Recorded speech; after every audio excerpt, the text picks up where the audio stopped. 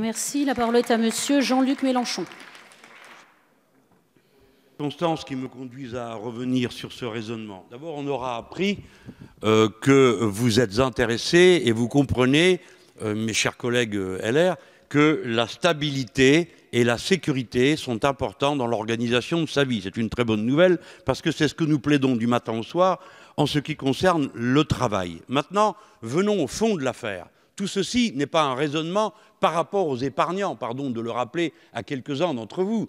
Ceci est un raisonnement qui prévaut sur la manière d'alimenter l'économie productive. Le ministre en est expliqué hier. Il n'a pas caché quelle était son intention. La question qui se pose, c'est de savoir si cet argent ainsi défiscalisé ira dans la production réelle ou s'il n'ira pas. C'est le seul sujet dont on a à discuter ici, parce que sinon, ça veut dire qu'on recommence une discussion qui n'a pas lieu sur le caractère redistributif de l'impôt. Parce que la fonction de l'impôt n'est pas d'imposer, c'est de redistribuer. Il suppose donc la prise de conscience de l'inégalité et de la différence des sources, naturellement, qui ne nous fera pas perdre de vue, monsieur le député, chers collègues, que la racine en est la même. C'est la production par le travail humain de la richesse, car il n'en est pas d'autres sources. Dans ces conditions, la question se pose de savoir si cet argent va pouvoir entrer dans l'économie réelle. La réponse est connue, c'est non.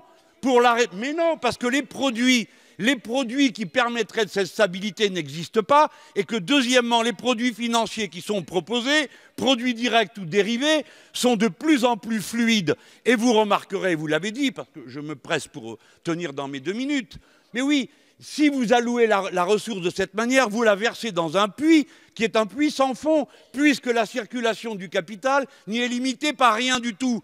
Vous savez comme moi que globalement, vous n'avez pas la quantité d'actions qui vous permet d'éponger ce surplus. Deuxièmement, que la durée moyenne de possession d'un titre est de plus en plus courte. Cela n'ira pas dans l'économie réelle. C'est ce que nous vous disons. C'est donc seulement une occasion de suraccumulation. Je finis d'un mot. Puisque vous-même vous exonérez tous les plans d'épargne qui sont populaires, c'est que vous avez compris qu'il ne s'agit pas de l'argent économisé à la sueur de son front dans le travail. Il s'agit de l'argent qui vient du capital. Et c'est bien pourquoi, d'ailleurs, vous le sortez de l'ISF.